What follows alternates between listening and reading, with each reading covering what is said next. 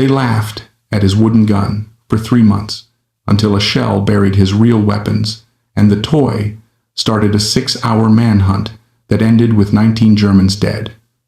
October 23rd, 1944. Western Aachen. Urban combat had reduced the city to stacked layers of rubble, dust, and half-standing walls. Artillery never stopped long enough to mean anything. It only paused to reload. Sergeant William Theodore Mason was moving with his squad through a partially collapsed apartment block when the building took a direct hit. The blast didn't kill him. It erased the floor beneath his feet. He fell through smoke and debris and slammed into the basement hard enough to knock the air from his lungs. Stone dust filled his mouth. His ears rang so loudly he couldn't hear his own breathing. Somewhere above him, men were shouting, then screaming, then going silent. When the dust settled, Mason understood the situation instantly.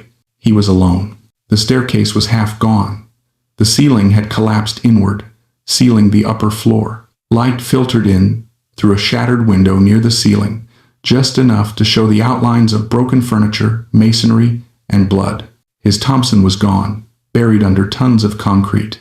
His M1911 lay somewhere across the room, visible but unreachable without crossing open space directly under the hole in the floor. German voices echoed from above. Boots. Multiple men. Calm. Methodical. A clearing patrol. Mason checked his belt by instinct. Grenades gone. Spare magazines gone. His hands found only one object, still secured in its crude, hand-sewn holster. The wooden pistol.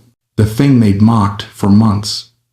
The thing Morrison called a good way to lose a hand. The thing everyone joked about whenever the fighting slowed enough for Gallows humor to kick in. Mason drew it anyway. The weapon felt wrong in his hand, too light, too warm, grain pressing against his palm where steel should have been. Electrical tape bit into his fingers. He thumbed the wooden hammer back slowly. It clicked. Clean. Precise. Above him, a German voice called out. Another answered. The sound of a flashlight clicking on. Mason backed into the deepest shadow of the stairwell, heart steady, breathing slow. He didn't have a plan. He had 6 rounds, one at a time, and no retreat. The first boot appeared on the steps, and the toy was about to prove it worked. The first German came down the stairs carefully, rifle shouldered, flashlight cutting a narrow cone through the dust. He moved like a man who believed the fight was already over. Mason waited until the boot hit the 3rd step. At 15 feet, he squeezed the trigger. The wooden pistol cracked like a breaking board. In the confined space, it sounded bigger than it was, a sharp, violent snap that slammed off the stone walls. The recoil punched Mason's palm, harder than he expected, but the frame held. The firing pin struck true. The German folded backward without a sound. For half a second, nobody above understood what had happened. Shouts overlapped. Someone yelled, "Scharfschütze!" Another man cursed. Boots scrambled. Mason didn't wait. He dropped the spent casing, fingers working blind, slid a new round into the oversized chamber, seated it by feel, cocked the wooden hammer again. 6 seconds. Muscle memory born from weeks of practice everyone had laughed at. 2 Germans rushed the stairs together, textbook movement, one slightly behind the other. Mason fired again. The shot caught the lead man high in the shoulder, spinning him sideways. He crashed into the second man and both tumbled down the steps in a heap of limbs and rifles. Mason was on them before they could recover. He abandoned the wooden pistol, grabbed a fallen Kar-98, and fired twice at point-blank range. Then he moved immediately because standing still was death. Above him, German radios crackled. Orders snapped back and forth. They weren't sure what they were facing now. 1 shot could be luck. 2 could be coincidence. 3 meant something else entirely. Mason fired the Kar-98 up the stairwell to pin them, then slipped into the far corner of the basement where he'd spotted a coal chute during the fall. It was barely wide enough for a man. He shoved the rifle aside, holstered the wooden pistol again, and forced himself upward into blackness. Stone scraped his shoulders. His knees screamed. He pulled himself inch by inch toward daylight. Merged into the alley behind the building, German reinforcements were already arriving at the front entrance, An entire squad moving fast, weapons ready. They believed an American patrol was trapped inside. Mason was now behind them, unseen, with 4 wooden rounds left and a city full of places to disappear. The fight was no longer about survival. It was about control. By mid-morning, the western district of Aachen no longer felt like a city. It was a maze of broken walls, collapsed roofs, and narrow alleys where sound traveled unpredictably and every shadow looked armed. Mason moved through it like a ghost. He avoided streets. He avoided open ground. He stayed inside the wreckage, slipping through smashed storefronts, blown-out apartments, and holes blasted between buildings by artillery. Every time he stopped, he listened. Every time he fired, he moved. The Germans did the opposite. They searched the way doctrine demanded, bounding forward, calling out, sweeping sectors.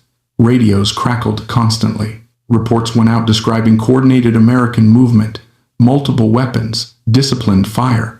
From their perspective, this wasn't one man. It couldn't be. Mason used that assumption against them. At close range, the wooden pistol was perfect. Its report didn't carry like a rifle. In the chaos of urban fighting, it blended into falling masonry or distant fire. Mason would wait until a man stepped into a doorway or rounded a corner, fire once, then vanish before the echoes settled.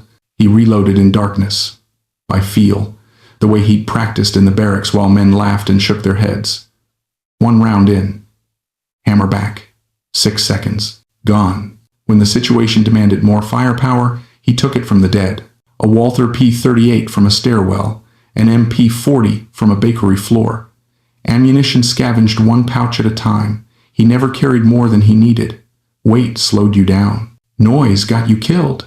By early afternoon, German units were calling for reinforcements. What they thought was a small American patrol had grown in their minds into something worse, trained infiltrators, possibly commandos. They began sealing off blocks, committing more men, tightening the net. That only made it easier. Every additional soldier meant another predictable movement pattern, another mistake, another man who believed numbers equaled safety. Mason picked the edges apart. 1 here, 2 there, never staying long enough to be fixed. At 1,600 hours, it almost ended. 8 Germans surrounded a destroyed bakery, certain they had him. They called out in accented English, promising treatment under the Geneva Convention if he surrendered. Mason answered with a grenade through the front door. As the explosion tore through the room, he fired the wooden pistol through a rear window, dropped another man, and disappeared into the cellar before the smoke cleared. By dusk, a full platoon, 45 men, was hunting him. They never realized the truth. They weren't chasing a unit. They were chasing the echo of 4 wooden shots. The hunt ended at dusk, not with Mason's capture, but with the sudden arrival of American troops pushing into the Western District. A patrol from the 1st Infantry Division advanced cautiously through the ruins, rifles up, expecting heavy resistance. Instead, they ran straight into a confused German platoon, already stretched thin, disorganized, and exhausted from chasing a threat that never behaved the way it should have. Mason stepped out of the shadows and fell in with them without ceremony. This time, he fought with standard weapons. An M1 rifle taken from a wounded man. Proper magazines, proper ammunition, the rules the Germans understood. And in the firefight that followed, Mason killed 8 more enemy soldiers before the Germans finally broke contact and withdrew. Only then did the numbers begin to make sense. Intelligence officers worked through the reports late into the night.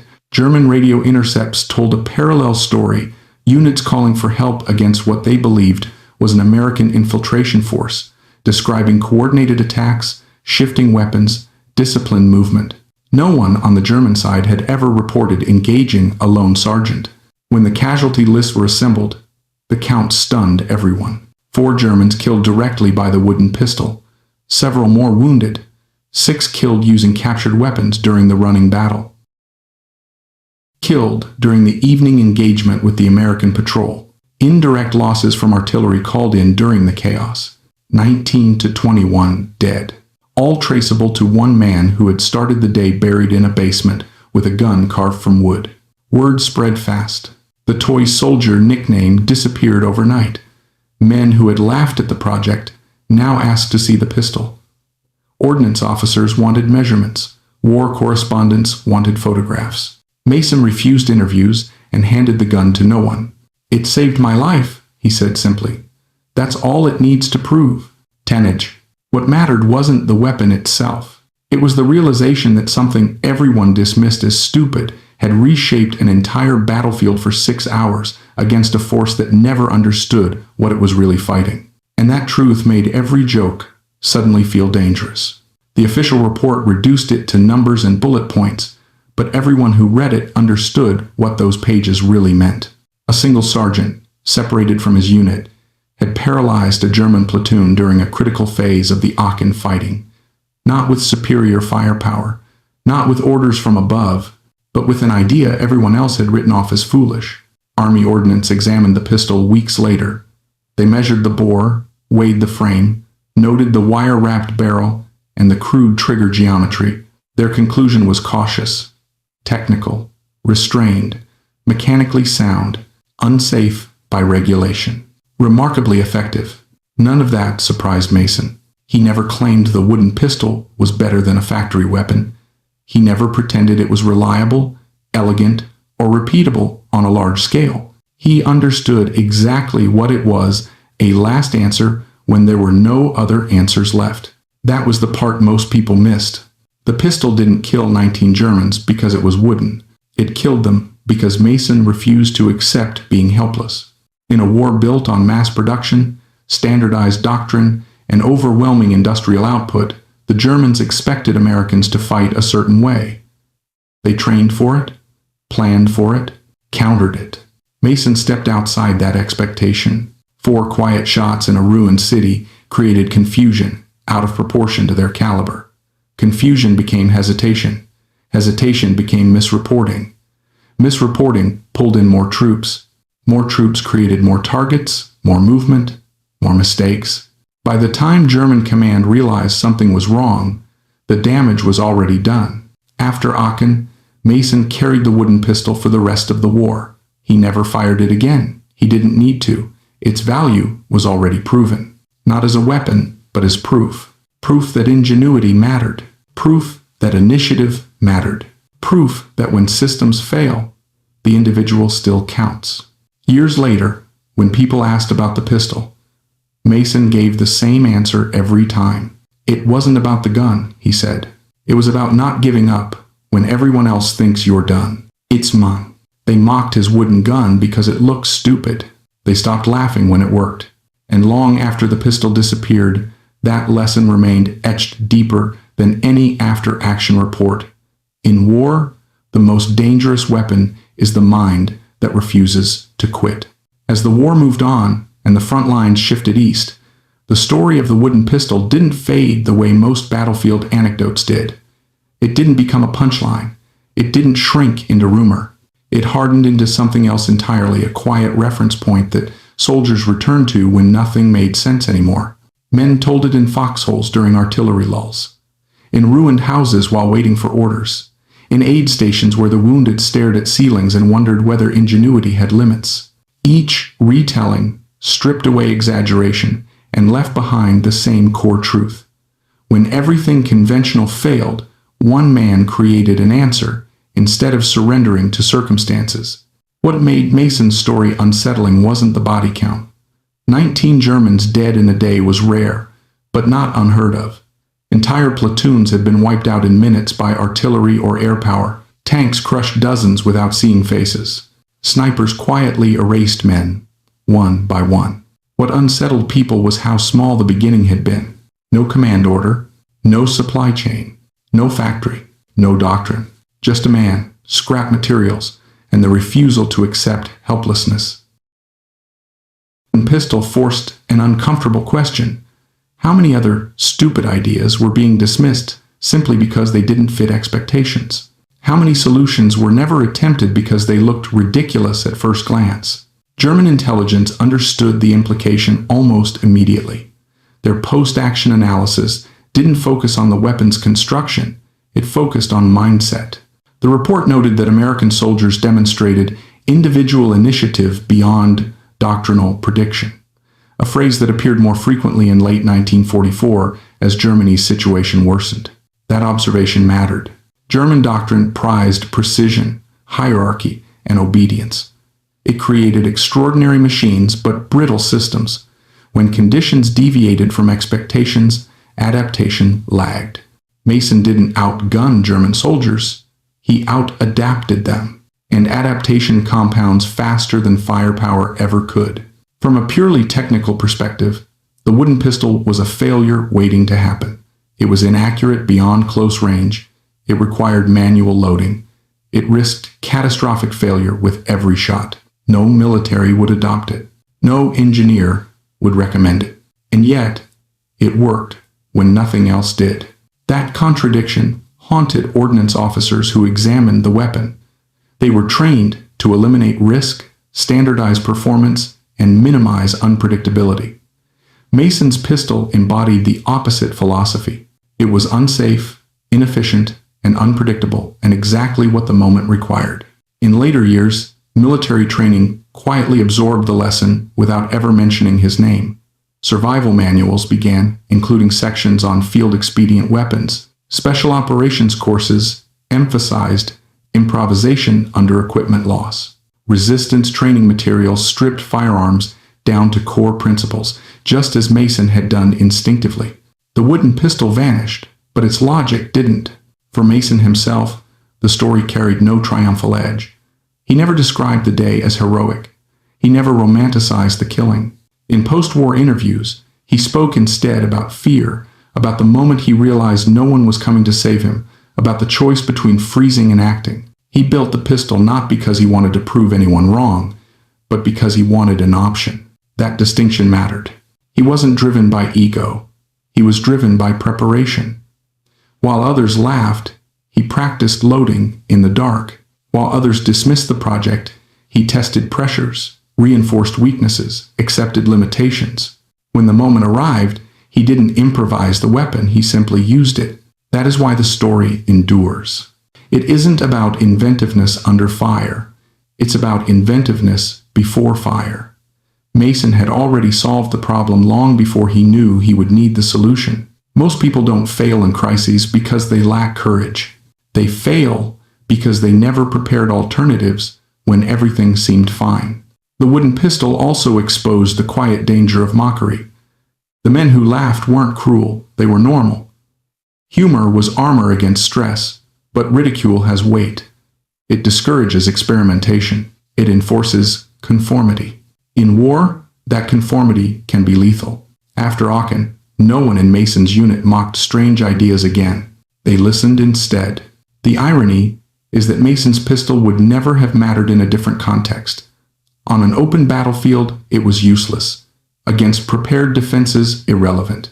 Only in the chaos of urban combat, confined spaces, shattered visibility, fractured command did its peculiar advantages emerge.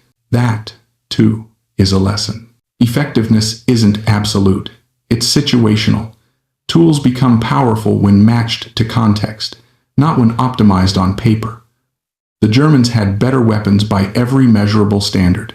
Mason had the right weapon for the moment because he created it for no specific moment at all. In the decades after the war, historians debated the exact numbers. Was it 19? 21? How many were indirect? How many resulted from follow-on engagements? Those arguments miss the point. The precise count doesn't change the outcome. One man altered the tactical flow of an entire district for 6 hours. One improvised weapon triggered a cascade of misinterpretation, overreaction, and collapse. One idea, dismissed as stupid, produced consequences far beyond its material value. That's why the wooden pistol remains unsettling. It suggests that wars are not decided solely by factories, doctrines, or machines.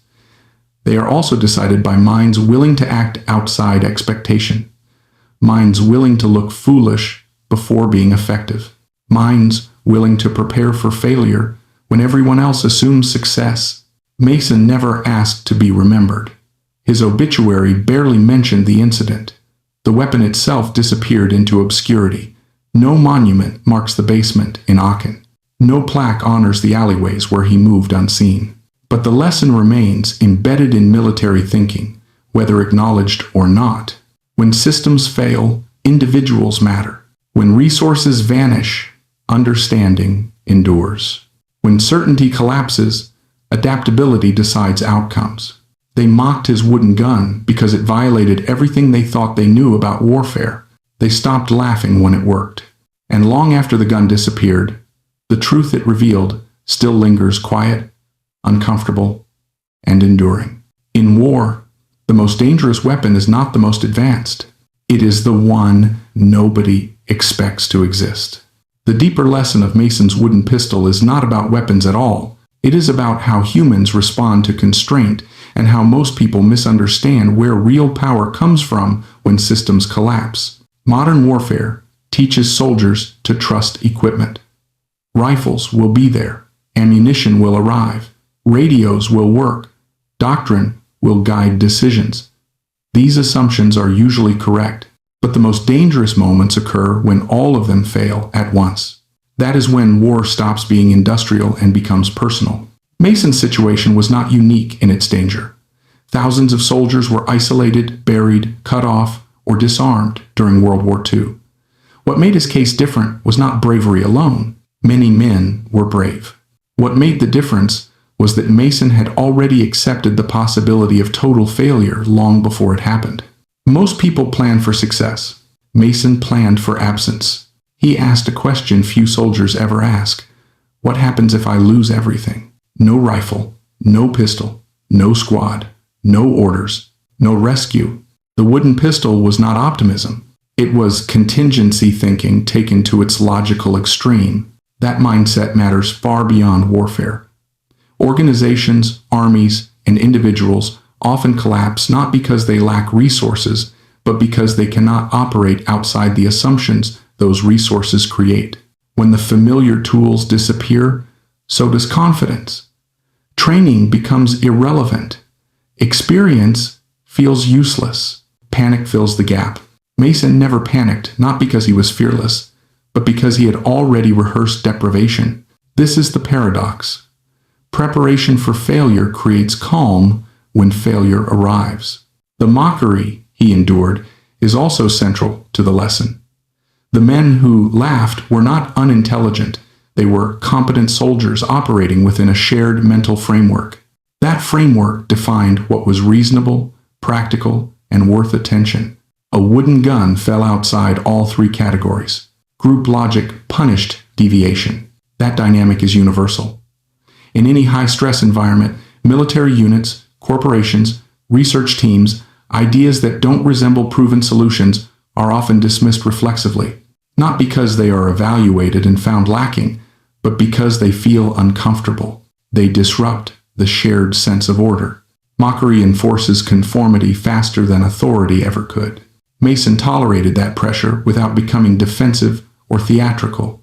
He didn't argue. He didn't seek approval. He didn't try to prove anyone wrong prematurely. He worked quietly and methodically, accepting that validation might never come. This restraint is rare. Most unconventional thinkers fail not because their ideas are flawed, but because they demand recognition before results. Mason allowed the work to speak only when it had to under fire, with no audience left to convince. Another lesson lies in how the wooden pistol actually achieved its effect. It did not succeed by outperforming standard weapons. It succeeded by violating expectations. German soldiers knew the sounds of American rifles. They knew the cadence of submachine guns. They knew what engagement patterns meant and how to interpret them. Mason's pistol disrupted that entire interpretive system.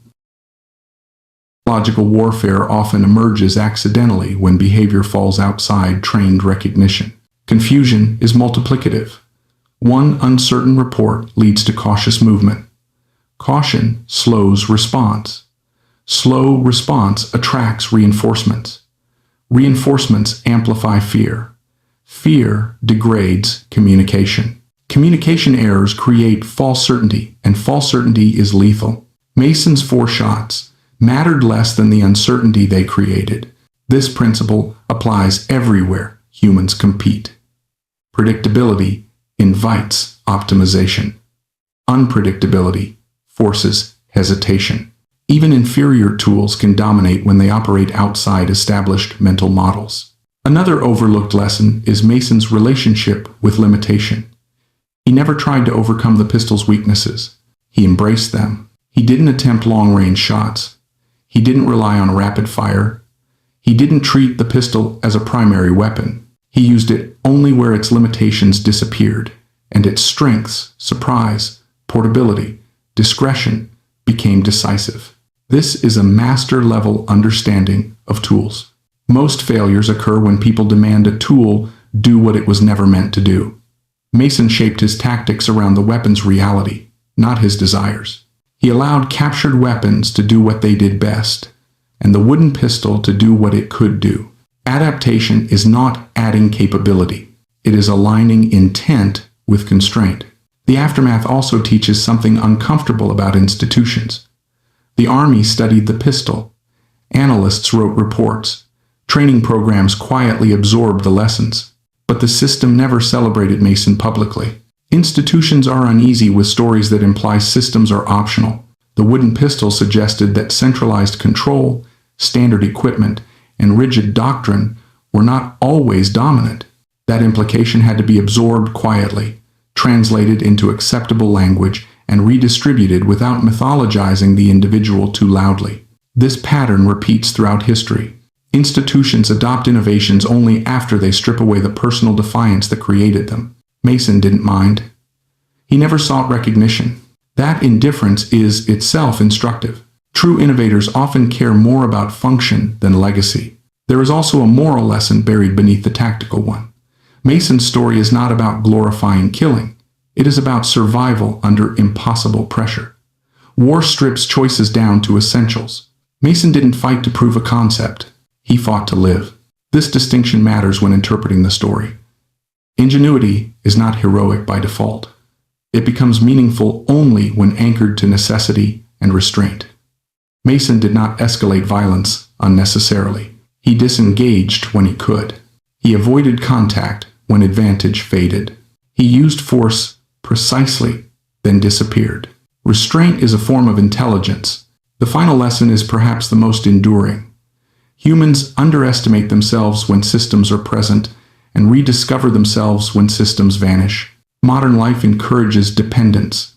Tools, infrastructure, automation, and specialization remove the need to understand fundamentals. That efficiency is powerful but brittle. When systems fail, people often freeze, waiting for restoration. Mason didn't wait. He returned to first principles. What does a gun actually do? What is absolutely required? What can be discarded? What can be replaced? That way of thinking is transferable to any crisis. Strip problems down to their core functions. Ignore tradition. Ignore aesthetics. Ignore ridicule. Build the minimum solution that allows movement forward. The wooden pistol was not a symbol of rebellion. It was a symbol of clarity. Clarity under pressure. Clarity about what matters. Clarity about what can be built when nothing is given. That is why the story still resonates decades later. Not because a wooden gun killed 19 men, but because it reminds us that when everything collapses, tools, plans, expectations, the human mind remains operational. And sometimes, that is enough to change the outcome of an entire battlefield. Another way to understand Mason's wooden pistol is to look at what it reveals about time, how people perceive it under pressure, and how mastery changes that perception. Most soldiers experience crisis as compression. Time collapses. Decisions feel rushed. Options disappear faster than they can be evaluated. Panic is not fear. The sensation that time has run out. When that happens, people default to habit, even when habit no longer fits the situation. Mason experienced the same danger, but he did not experience the same collapse of time. Because he had spent weeks slowly carving, testing, and refining the pistol, his mind had already lived through failure scenarios in advance. He had imagined misfires, structural failure, awkward reloads. He had rehearsed what not to do. When the real crisis arrived, it felt familiar, not because it was safe, but because it was already mapped. This is a crucial lesson. Rehearsal expands time. Preparation does not remove danger, but it stretches the mental space in which decisions occur. Mason did not act faster than the Germans. He acted earlier, long before the moment demanded it. When crisis arrived, he was not improvising, he was executing. Many people misunderstand improvisation. True improvisation is not invention in the moment. It is the ability to assemble known elements rapidly under stress. Mason's pistol was not improvised in the basement. It was improvised in the weeks when no one thought improvisation mattered. That distinction separates luck from repeatable performance. There is also a lesson about identity. Mason never saw himself as an inventor. He never adopted the role of the clever one. He was a sergeant doing his job, keeping himself and others alive. Because he did not attach his ego to the project, he was free to abandon it if it failed. This humility mattered. Ego-driven creativity is fragile. It seeks validation. It resists correction. Mason's work was pragmatic. If the pistol failed, he would discard it without hesitation. That mindset allowed honest testing and brutal self-critique, two things mockery often prevents. Ironically, ridicule strengthened his discipline. Since no one expected success, there was no audience to impress. Only reality remained. Another overlooked lesson lies in Mason's acceptance of risk. The wooden pistol was dangerous. He knew it. He accepted that danger, not recklessly, but proportionally. He understood that controlled risk was preferable to guaranteed helplessness. This is an uncomfortable truth. Safety is contextual. In stable systems, risk minimization is rational.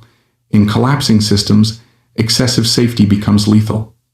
Mason did not seek danger. He chose the least bad option available. His critics judged the pistol as if peacetime standards applied. Mason judged it by wartime reality. Many failures, military, organizational, personal, stem from applying the wrong standards to the wrong environment. Rules that protect you in normal conditions can kill you in abnormal ones. Another lesson emerges from how Mason disengaged. He did not pursue kills. He did not seek decisive confrontation. His goal was always movement, survival, control of tempo. This reflects a deeper strategic principle. Success is often defined by what you avoid, not what you defeat. Mason avoided fixation, avoided revenge, avoided the temptation to prove anything. Each engagement was a means, not an end. That discipline prevented escalation beyond his capacity. In contrast, the Germans escalated continuously. Every unanswered shot demanded explanation. Every report of resistance required reinforcement. Their need for certainty drove them deeper into error. This asymmetry reveals something important about power. Power seeks closure. Weakness survives through openness. The Germans needed to resolve the threat. Mason only needed to outlast their assumptions. There is also a cultural lesson embedded in the story. Mason's behavior reflected an American military tradition that values initiative at the lowest levels, not always explicitly, but structurally. Non-commissioned officers are trained to act when orders disappear. German doctrine, by contrast, emphasized coordination from above. That system produced impressive efficiency when intact, but it degraded rapidly when information became unreliable. Mason exploited that vulnerability unintentionally. This suggests a broader truth. Systems optimized for control often struggle against decentralized creativity. Centralization increases power, but reduces resilience. Mason's pistol was a decentralized solution in its purest form. One man, one tool, one decision loop. Modern warfare increasingly reflects this reality. Small units, asymmetric tactics. By solutions. The future looks less like massed formations and more like Mason's alleyways, fragmented, ambiguous, unpredictable. The wooden pistol anticipated that future. There is also a psychological lesson about belief. Mason never needed others to believe in the pistol, but he needed to believe in himself while carrying it. That belief was not blind faith. It was earned confidence grounded in testing. Belief without evidence is arrogance. Evidence without belief is paralysis. Mason balanced both. He trusted the pistol because he had verified its limits. He trusted himself because he had prepared for failure. When belief and evidence aligned, action followed naturally. Many people fail under pressure because belief collapses before evidence does, or because evidence exists but belief never forms. Mason aligned the two quietly, long before it mattered. Another lesson concerns legacy. Mason refused museums, refused publicity, refused myth-making. This was not modesty, it was clarity. He understood that objects distort lessons. People focus on artifacts instead of processes. A wooden pistol in glass becomes a curiosity. A wooden pistol in context becomes instruction. By letting the object fade, the idea remained alive. This is rare wisdom. Societies love symbols because they are easier than understanding. Mason denied society that shortcut. The result is that his story must be studied, not consumed. Finally, there is a personal lesson that extends beyond war. Most people wait for permission to adapt. Most people wait for validation to try. Most people wait for certainty before acting. Mason waited for none of these. He did not ask if he was allowed to solve the problem. He did not seek consensus. He did not demand guarantees. He acted within reality, accepted consequences, and adjusted continuously. That is not recklessness. It is responsibility. Responsibility means owning outcomes, not following rules blindly. It means acting when action is required, even if the solution looks absurd. The wooden pistol is uncomfortable because it strips away excuses. It removes the ability to say, "I had no tools." It removes the comfort of saying, "That wasn't my role." It removes the illusion that solutions must be approved to be valid. Mason's story insists on a harsher truth. When circumstances demand action, capability is defined by what you are willing to attempt. Not every attempt succeeds. Not every improvised solution works, but refusing to attempt guarantees failure. That is the final lesson. The wooden pistol was not genius. It was courage applied to thinking. And that combination, thinking plus courage, is far rarer and far more dangerous than any factory-built weapon. A third lesson emerges when Mason's story is examined through the lens of authority who is allowed to solve problems and when. In most organizations, especially military ones, authority flows downward. Decisions are expected to come from above. Initiative is praised in theory but constrained in practice. Soldiers are trained to act decisively within defined boundaries. Outside those boundaries, action becomes suspect. Mason crossed that invisible line. He did not receive permission to build a weapon. He did not request approval to modify ammunition. He did not inform ordnance officers. He acted autonomously in a space where autonomy was neither encouraged nor forbidden, just culturally discouraged. That gray zone is where real change often occurs. Institutions rarely fail because they lack intelligence.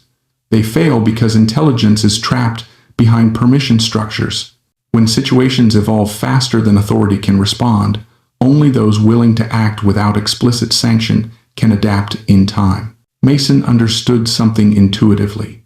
When survival is at stake, responsibility precedes permission. This idea is uncomfortable for hierarchies. If everyone acts independently, systems fracture. But Mason's case shows the opposite danger. When everyone waits, systems collapse anyway. The solution is not anarchy. It is trust in judgment at the lowest level when context disappears. That trust cannot be created during crisis. It must be embedded beforehand, or individuals must take it upon themselves. Another lesson lies in how Mason evaluated success.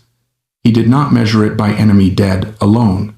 His objective was to regain initiative, stop being hunted, and start shaping the engagement.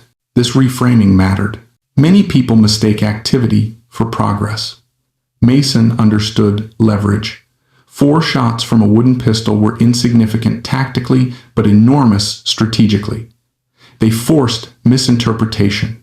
Misinterpretation created delay. Delay created opportunity. Success is often indirect. This is a critical insight in any complex system. Outcomes rarely result from direct action alone. They emerge from second and third-order effects. Mason did not overpower the Germans. He disrupted their understanding of reality. Disruption scales faster than destruction. Another lesson concerns the danger of overconfidence born from superiority. German forces were better armed, numerically superior, and operating in familiar urban terrain. These advantages bred certainty. Certainty bred predictability. Mason exploited that predictability without intending to. This pattern repeats endlessly in history. Dominant forces become rigid because they believe advantage guarantees outcome. Weaker forces survive by becoming fluid. Flexibility is not a weakness, it is an adaptive weapon. The wooden pistol symbolizes this inversion. It was objectively inferior, but its very inferiority freed Mason from expectations. He was not bound by doctrine because his tool did not fit doctrine. That freedom is powerful. Another lesson emerges from Mason's refusal to romanticize the weapon. He never recommended others copy it. He never suggested it replace standard arms. He understood context. This restraint is crucial. Bad lessons spread when people generalize success without understanding conditions. Mason's pistol worked because of environment, timing, and preparation. Without those, it would have been suicide. Wisdom lies in knowing when not to apply an idea. Mason's story teaches discernment, not imitation. There is also a lesson about endurance. Mason's 6-hour evasion was not sustained by adrenaline. Adrenaline burns out quickly. Endurance came from pacing mental and physical. He moved deliberately. He rested when he could. He disengaged when advantage faded. This discipline prevented exhaustion-induced mistakes. In crises, speed feels necessary. Endurance is often more important. Another insight concerns learning under pressure. Mason learned continuously during the engagement. Each encounter refined his understanding of enemy behavior. He adjusted routes, timings, and engagement distances. Learning did not stop when fighting began. Many people freeze cognitively once action starts. Mason remained curious. That curiosity, why are they moving this way? Why are they reporting, that allowed him to stay ahead. Curiosity under threat is rare. It requires emotional regulation. This points to another lesson. Emotional control is a force multiplier. Mason did not suppress fear, he managed it. He allowed fear to sharpen awareness, not narrow it. Fear unmanaged leads to tunnel vision. Fear managed expands perception. Another lesson lies in how Mason's story survived. It did not survive because it was celebrated. It survived because it was useful. Soldiers repeated it because it offered guidance, not inspiration alone. Stories endure when they teach. This is why Mason's story reappears in training manuals, leadership courses, and informal instruction. It provides a template for thinking, not a myth to admire. Finally, there is a lesson about humility and victory. Mason never sought to prove the mockers wrong. He never sought revenge for ridicule. He accepted apologies without dwelling on them. This emotional economy preserved his clarity. Many people are driven by the desire to vindicate themselves. That desire consumes energy and distorts judgment. Mason invested energy only in survival and movement. Vindication came anyway. The deepest lesson of all may be this. True competence often looks unimpressive until the moment it matters. Quiet preparation is invisible. Unconventional thinking attracts ridicule. Contingency planning seems pessimistic until the day everything breaks. Then, suddenly, the person who prepared without applause becomes indispensable. Mason did not win because he was smarter than everyone else. He won because he was willing to think when thinking looked pointless and to act when action looked absurd. That combination is rare. Rarity, not the wooden pistol, is what made him dangerous. Spare parts depots, replacement crews, ships unloading new tanks by the hundreds. The Americans understood something essential. If the enemy is counting your losses, let them. As long as those losses do not degrade your future capacity, they are strategically irrelevant. The Sherman weaponized this illusion. It allowed the enemy to believe they were succeeding, while the system quietly prepared the next wave. This is why German intelligence consistently misread American strength. They analyzed wrecks, not replenishment rates. They measured destruction, not regeneration. They mistook noise for effect. The Sherman teaches that what matters in war is not what is destroyed, but what remains functional. There is also a lesson about speed of recovery versus speed of destruction. Many people assume victory comes from increasing lethality.